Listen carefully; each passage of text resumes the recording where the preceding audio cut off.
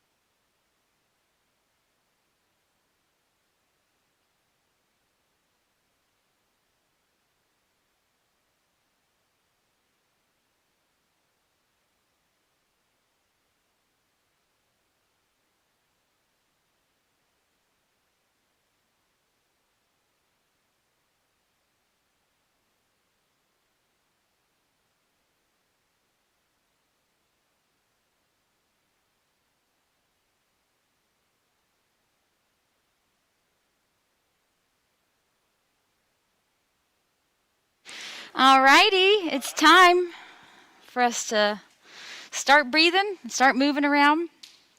So we'll start with yeah, you can leave that open, that's perfect.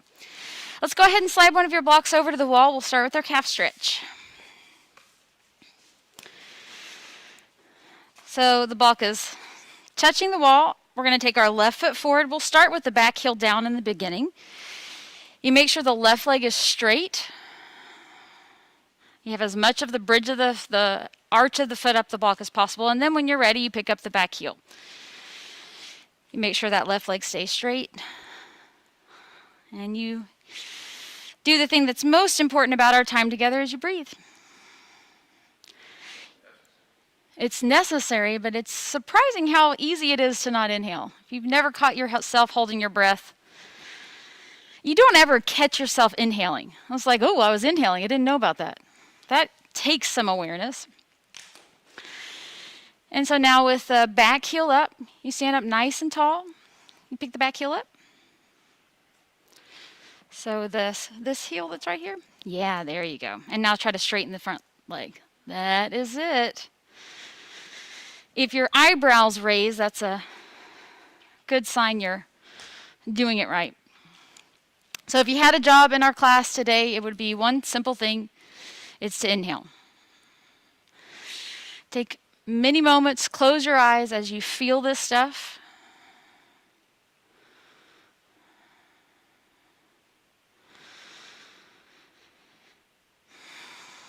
There's nothing you're supposed to feel. There's no way it's supposed to be. There is how it is. One more huge breath. And then, of course, we shake that left leg out. Walk around, feel the difference in your feet. Maybe with a little bit more swagger. I know. And now you flip the block for second side. So you have a fresh edge to impress upon the block, the importance of balance, the importance of having mobile calves and ankles. You take the right foot forward. If you were doing the right foot last time, you'll take the left foot forward, no big deal. You're just doing the other leg. When you're ready, you pick that back heel up. We're pushing the leg that's in front to be straight. You're seeing how tall you can be.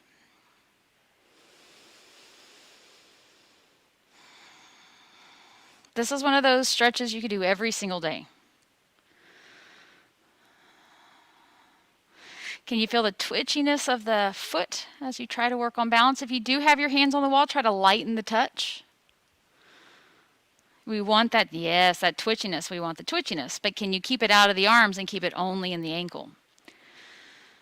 Try to pick up the toes of the foot that's forward, which is either a right or left foot, unless you have two left feet.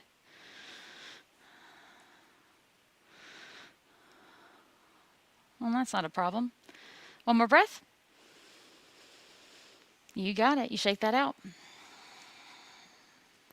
Walk around. You compare.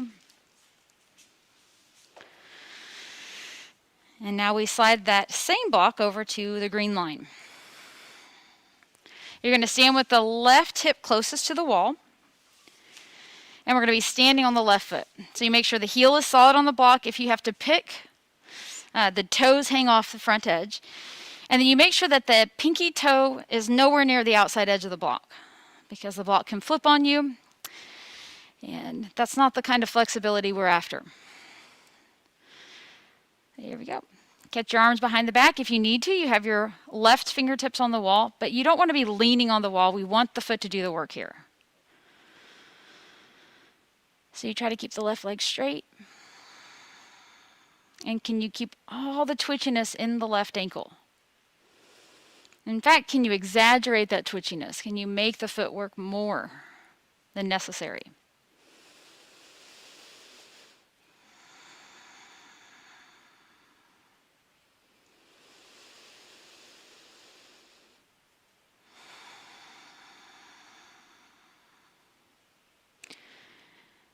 And now can you pick up your toes? So the toes are no longer on the block. It's just the heel to the ball of the foot. Interesting factoid, your toes are not necessary for balance. They help with walking, balancing while you walk, but for static balance, you don't need your toes.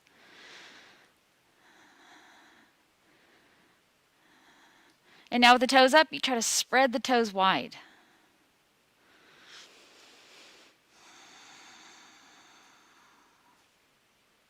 One more breath. Very good. You step off the block, flip the block, and you shake that left leg out. You'll notice we do a lot of comparison in this room. That's the game. Can you feel all the changes? And now with the fresh side, we step on it with the right foot. Pinky, again, is nowhere near the outside edge. You now have the right side of your body closest to the wall.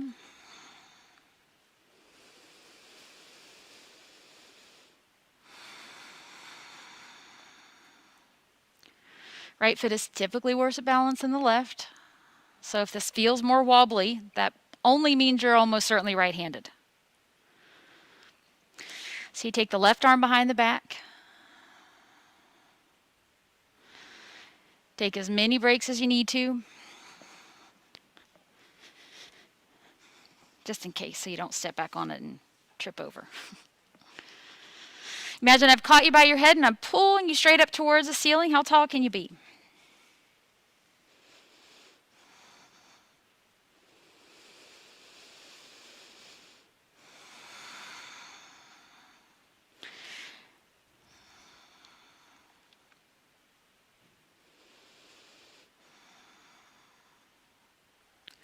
And now you pick up your toes.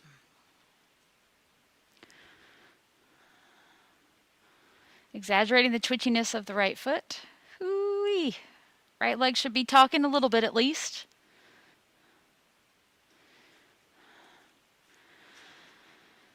Can you breathe into it? Can you feel it? Don't try to escape the sensation. This is what getting stronger feels like. Having feet that work better tomorrow than they did yesterday.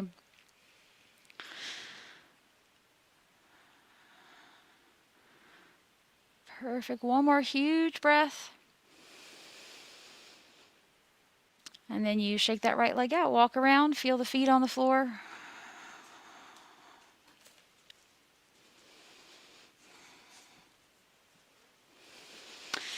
And now we have a block on the floor that we're going to use our normal protocol. How do you get a block without using your hands? Well, you use your feet. Unless someone else tosses it to you.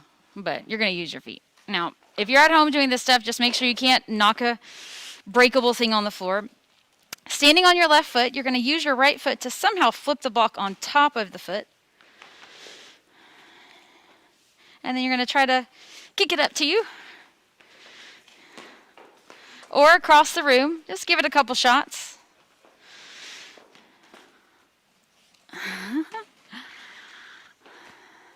Nice.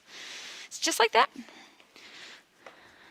You flip the block on top of the foot. And then you try to pop it up and catch it. That's it. Oh, yay. And now once you've got the block, you just keep it where it is. You're going to take the block between your hands and take your arms out straight in front of you. Pull those shoulder blades down. Your hips are back. You're doing two things. With the arms straight, you're crushing the block between your fingertips. So the thumb and the rest of the finger, sort of like a pincher grip. And then keeping the arms straight, you try to pull the hands apart, like you're trying to rip the block in two. Notice if your hips had come forward, push your hips back. Yeah, there we go. You should feel the second you did that, something in the back turn on. We're trying to get you connected to the paraspinals, all the meat, so push the hips back. You're going to pull the shoulders down and arch up. It's good. And now you bend the elbows, squeeze the elbows in. Very good. And then you straighten the arms. And then you bend the elbows again. And then you straighten the arms again. What? Keep those elbows asquoven in. Hopefully you feel some very nice deep burning in the shoulder joint. Holy molies.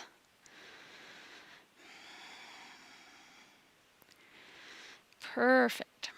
Next time the elbows bend, you keep them bent at 90 degrees. You keep squeezing the elbows together. Keep the scapula down and away from the ears, and you reach the elbows up. As the elbows reach up, can you also reach the hips back? Don't let your hips sneak forward. Still ripping the block in 2. Crushing the block between your fingies. 3, 2. Beautiful. Set the block between the knees. Swing the arms. Feel the difference. As you swing your arms, close your eyes.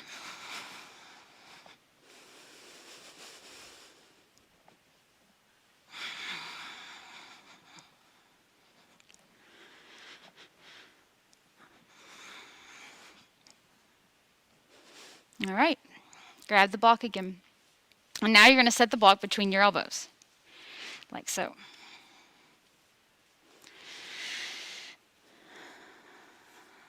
There you go. So my elbows are shoulder height. You reach the wrists apart. So this is a variation of one of our favorite things we do for posture called bad waiter. And just know that everything we do in this class today has been run through the mill of what works. We got rid of everything else, and what's left is this distilled practice where we actually just practice the things that we're not good at. And it's super simple to guess what those are if you imagine what everybody looks like sitting in their car driving, watching TV, working at their computer. So see if you can pull the shoulder blades down, and you'll notice that this feels awful. Is a great way to describe it. And there are some things you do in life that are awful that you can stop doing immediately.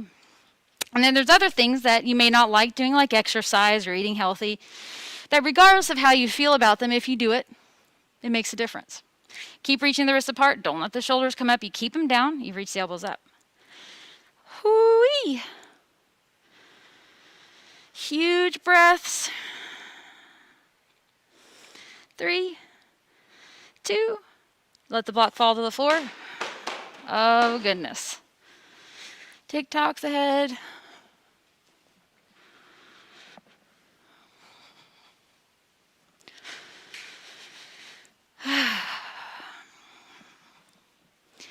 And now you're going to take your feet all the way together. You look down, make sure they're touching. And then you stand right on up. Once you've done that, relax the weight of the arms down by the shoulders, by the hips, and then you close your eyes. If you get too disoriented, open your eyes. It's not a big deal. I just want you to feel how much work goes into balancing on 2 feet. How much your feet, your legs have to deal with day to day. How important you having sensitivity, flexibility, strength in the feet and ankle is. So important. And now notice that there is no place called balance. There's constant movement. If we were to draw the spot in your feet where the center of gravity is, it would not be in one spot. It's constantly moving. Huge breaths. Take a couple more moments to feel all that work happening in the feet, really without a bunch of your attention. It doesn't take a lot of effort.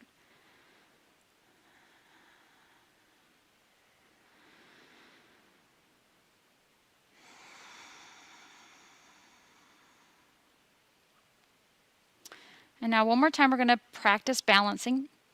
You open your eyes, shift weight over the left foot, and set the right foot on top. And so this is twice as hard as balancing on 2 feet. But see if you can keep the upper body as calm as possible, giving this illusion of stillness, while the foot does all the work on the floor.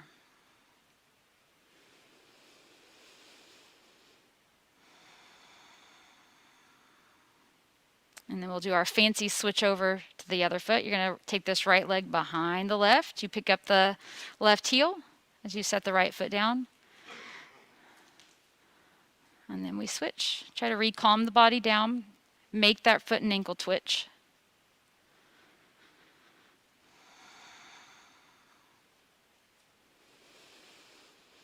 One more breath. Awesome. Relax out of that And we'll slide our blocks all the way over. We'll have them be in their tallest dimension.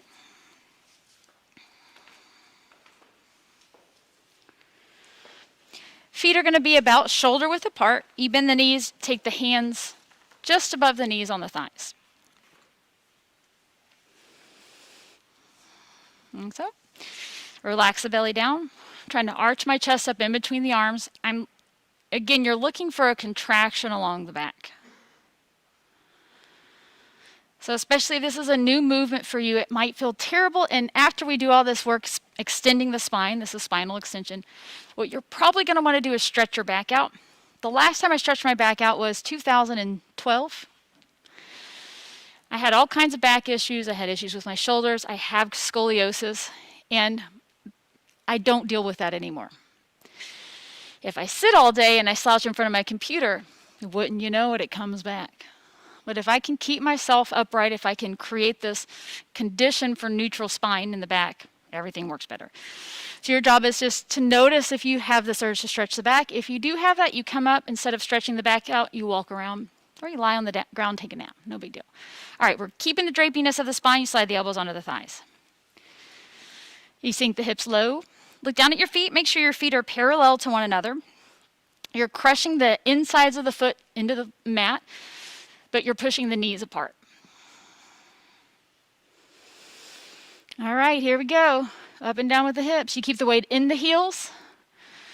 If you've never met quadriceps, they're dramatic.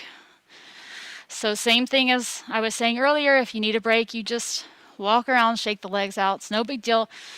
The longer you are able to sort of experience this intensity, this burning sensation in the thighs, the stronger the legs will be, the easier this will be the next time. But this can be pretty intense in the beginning, so make sure you're breathing. Anytime I say breathe, what I really mean is inhale.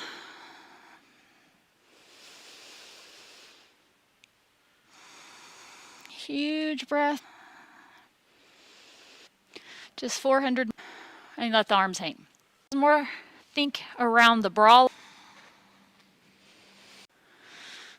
That's it. Try not to let the hips come too far. And now you grab your block.